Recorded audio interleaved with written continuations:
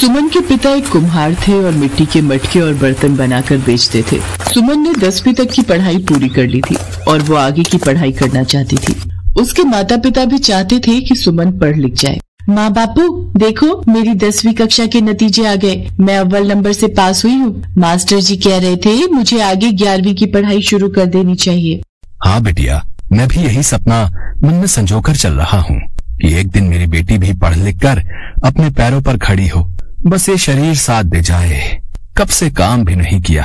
पहले थोड़े मटके और बर्तन बना भी लेता था, पर अब तो थकावट इतनी जल्दी हो जाती है कि कुछ मन ही नहीं करता। आप चिंता क्यों करते हो, ठीक हो जाओगे। सुनो जी, ये लो दवाई पी लो, थोड़ा आराम आ जाएगा। कुछ दिनों से सुमन के पिता की तबीयत ठीक नहीं चल रही थी। इसी कारण सुमन की माँ गायत्री बहुत परेशान थी और एक दिन सुमन और उसकी माँ पर दुखों का पहाड़ टूट पड़ा।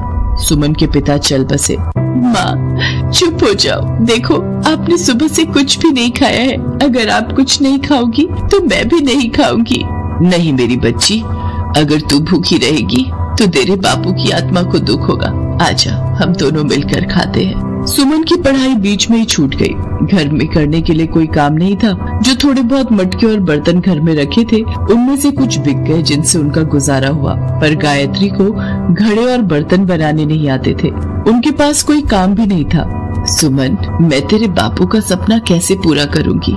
घर में पैसे भी नहीं है और जो थोड़े बहुत मटके और बर्तन रखे थे वो बेचकर हमने रोटी का गुजारा कर लिया। मैं चाहती हूँ तू अपने बापू का सपना पूरा करे।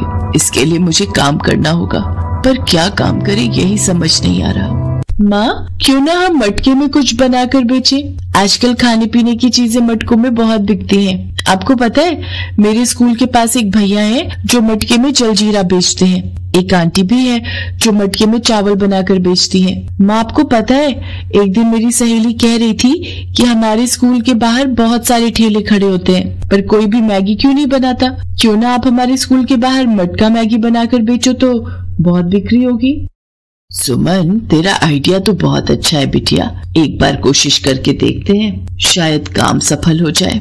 माँ, हमारे पास ये कुल्हड़ भी है। आप मटके में मैगी बनाकर इन कुल्हड़ में बेचना। बापू कितने खुश होंगे।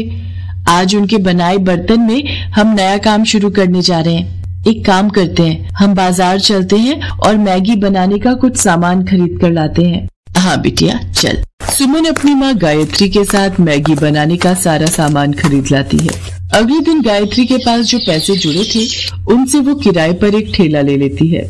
स्कूल की प्रिंसिपल सुमन को जानती थी, इसलिए वो उनकी मजबूरी को समझकर स्कूल के बाहर गायत्री को ठेला लगाने की इजाजत दे देती है। गायत्री ठेले पर मटका मैगी बेचने लगती है।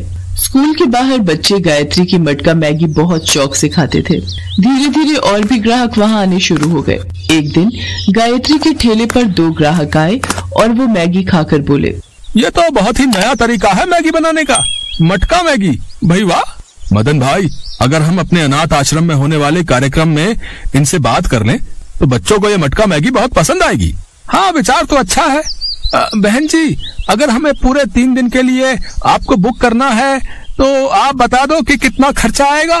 जी, आप अपनी इच्छा अनुसार दे दीजिए। मुझे तो इन सब की कोई समझ नहीं है, मैं क्या ही बोलूं। दोनों व्यक्ति गायत्री को 10,000 रुपए एडवांस दे जाते हैं। ये देखकर गायत्री बहुत खुश थी। वो सुमन को सारी बात बताती है। उस दिन से गायत्री ने पीछे मुड़कर नहीं देखा। उस बुकिंग के बाद उसे और भी बुकिंग आने लगी। धीरे धीरे वक्त बीता। सुमन ने कॉलेज की पढ़ाई पूरी कर ली और उसकी एक बड़े स्कूल में टीचर की नौकरी लग गई। देखो जी, आज आपकी बिटिया अपने पैरों पर खड़ी हो गई है, बड़े स्कूल की मास्टरनी बन गई है। माँ, आज बापू हमारे साथ होते तो वो कितना खुश होते। गायत्री सुमन को गले लगा लेती है। अब सुमन ने अपनी एक दुकान भी खरीद ली जहाँ वो मटका मैगी में कई तरह के स्वाद बेचती थी।